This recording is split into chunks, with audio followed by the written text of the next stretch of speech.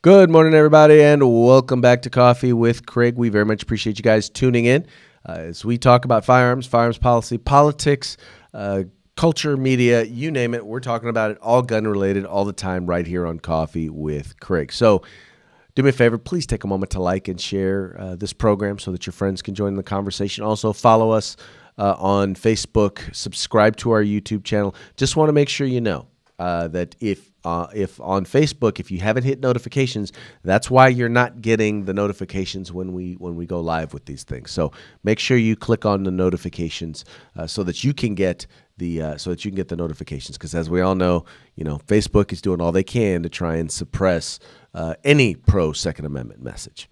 Also, FPCgear.com. That's FPCgear.com. It is a very cool place to go and buy T-shirts, buy hoodies, buy coffee mugs, everything supporting the Second Amendment. And know that every dollar that you spend goes right back into the fight for our right to keep and bear arms. So please take a moment and visit FPCgear.com.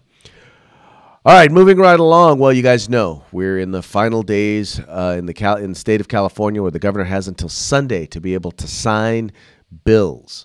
Right? He has until Sunday to be able to sign or veto bills. So we have a bit of a legislative update because the governor has actually gotten back to us with on a couple of measures.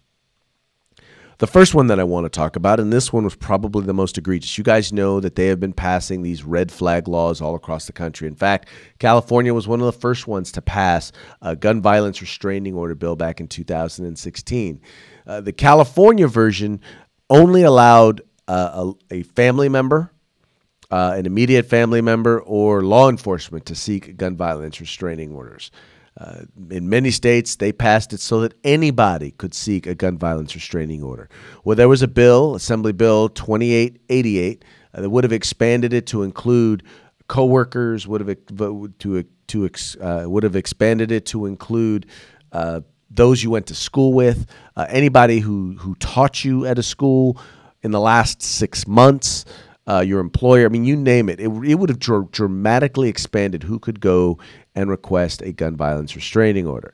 The governor has vetoed this particular bill, and I have to say it's a big victory. It's a big victory in that I think that even the governor came to understand just how vital it is that we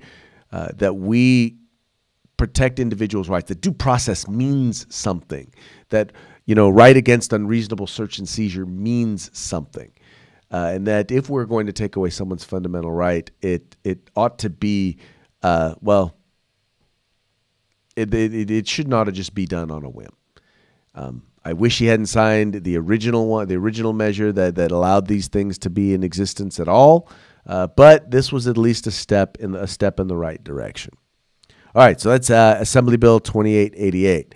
Now, we also have, he also vetoed Assembly Bill 1927, which would have mandated the Department of Justice to study a voluntary do-not-sell list.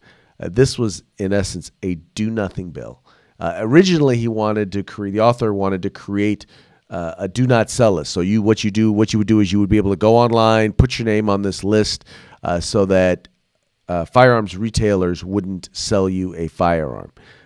Just in case you felt like you were could be a danger to yourself or others, well, you could protect yourself by putting yourself on this do not sell list.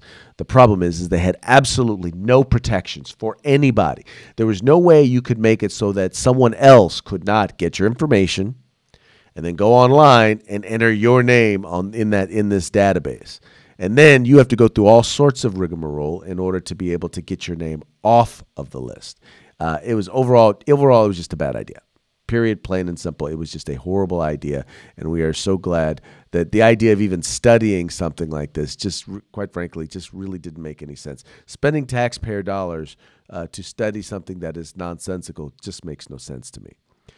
Now, the governor also signed SB 746. Now, this is a measure that really kind of helped individuals, dealt with the issue of if you're on probation, dealt with firearms ownership, and really, I don't want to say that it's not.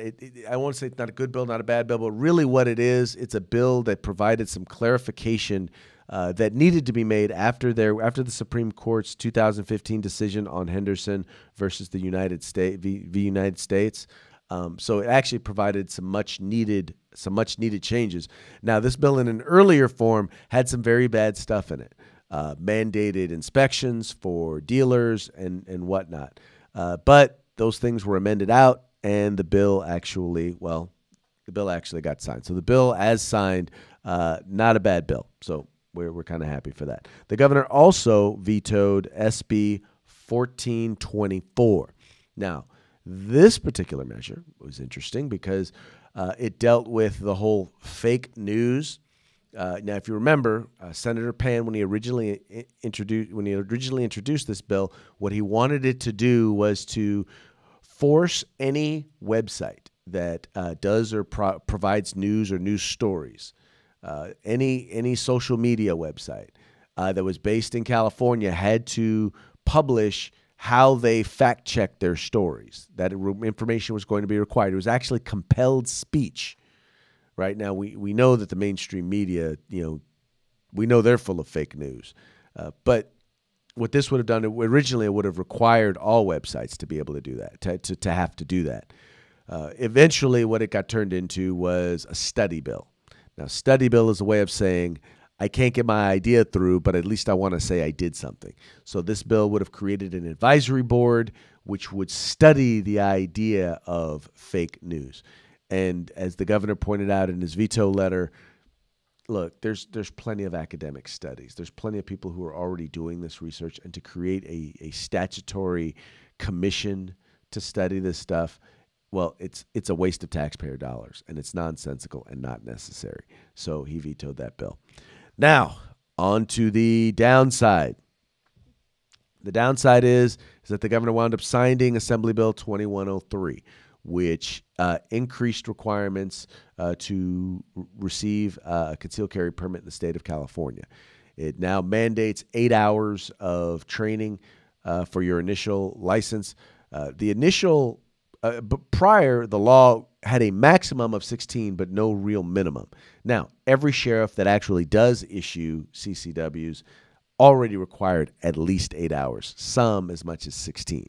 So it's in practicality, it's not something new, but the biggest challenge that we have here with this particular idea is it's the camel's nose under the tent. Now that they've provided that, now that they're saying we're going to start providing additional requirements, there's nothing to keep the California legislature from going back again and increasing the requirements on concealed carry permit holders again, to the point where they eventually make it either unreasonable or unaffordable for an individual to be able to obtain a concealed carry permit in the state of California. Even if their sheriff would approve one, they can make it so that only the wealthy and politically well-connected would be able to obtain one. So we need to keep an eye out on that particular area of law.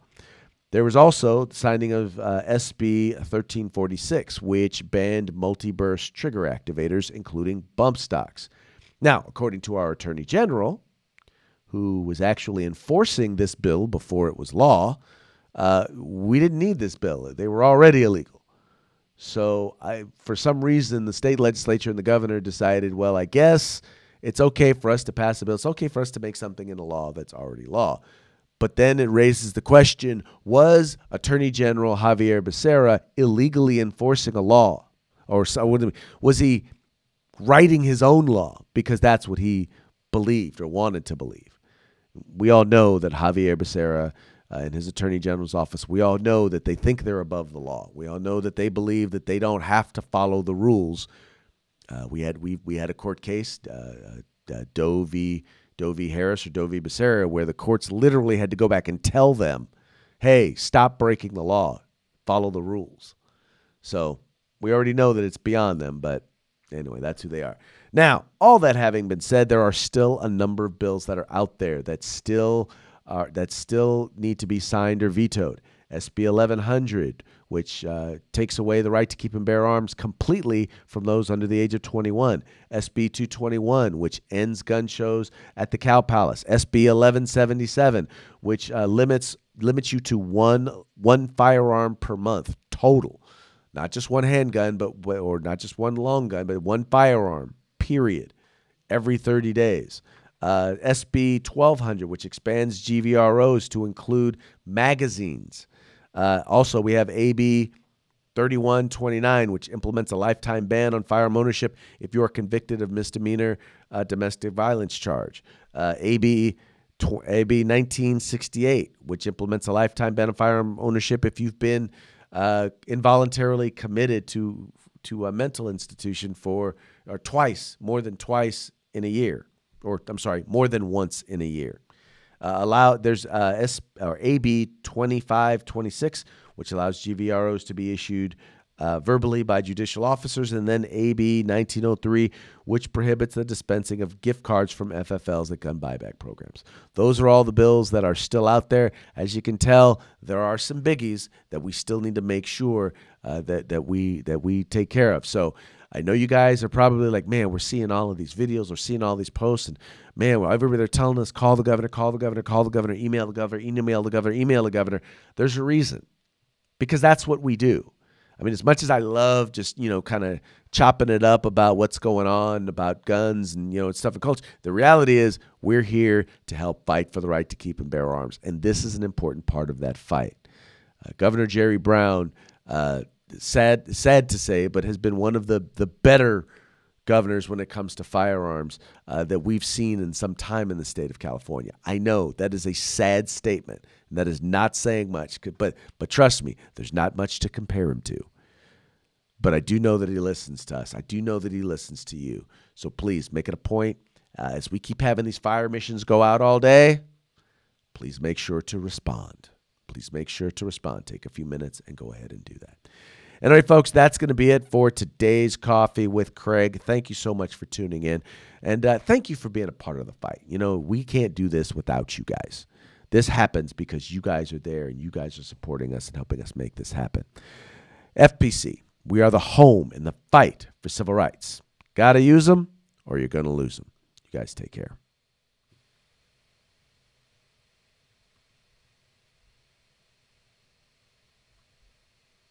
If you like our videos, follow, subscribe, like, and share.